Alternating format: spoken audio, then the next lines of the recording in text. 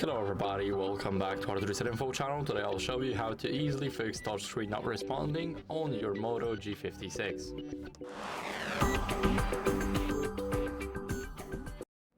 So first, let's start off by removing our case and a screen protector. If a screen protector is placed poorly or it's misaligned with the phone, then it can cause the touchscreen to be not responsive as it should be. So first, let's remove the case. Just do something like that, and now we have a phone without a case. So I'll show you guys why it's very important to check that first. Basically, when you have a case like that, it should not be, this case is actually very good. It should only be holding the phone. It shouldn't be thick right here.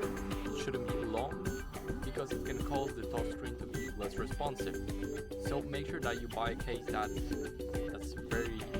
not that thick here and it's very short, just enough to hold the phone. So something like that. I'll show you. When we place our phone in here, as you guys can see, it's only holding the edges of our phone. Here we have the bezels. It doesn't touch the bezels as much, so we're sure that it does not touch the screen, and that's how we know that's a good case. But it also came with the screen protector. For me, the screen protector is aligned properly, but if yours isn't, then I recommend removing it and testing if there's a difference. Now what you guys can do is try and clean your screen with a microfiber cloth, because anything like moisture can be on the screen and it can cause the touchscreen to be less responsive.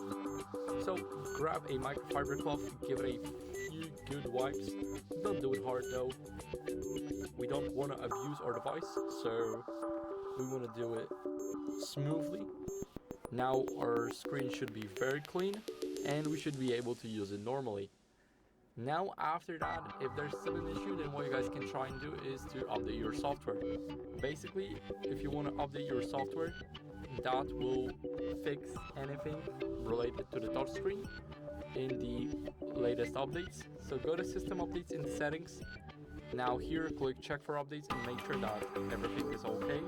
So let me just click it, and as you guys can see, it says everything looks good, so we're sure that we're running the latest software. And if you're not running the latest software, then I recommend you guys updating it as fast as possible, because it can fix a lot of glitches, including the touchscreen. So now, if the software update did not help you, go over to system, and here click reset options and click erase all data factory reset.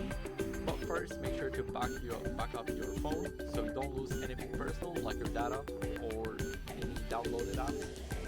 Just go to reset options after the backup, go to erase all data. Now click erase all data and click it again to remove everything.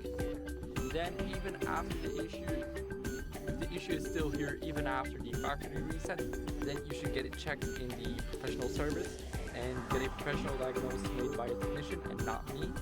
So that'll be it. Hope it helps you, and if you enjoyed the video, then leave a comment, subscription, and like. See you next time.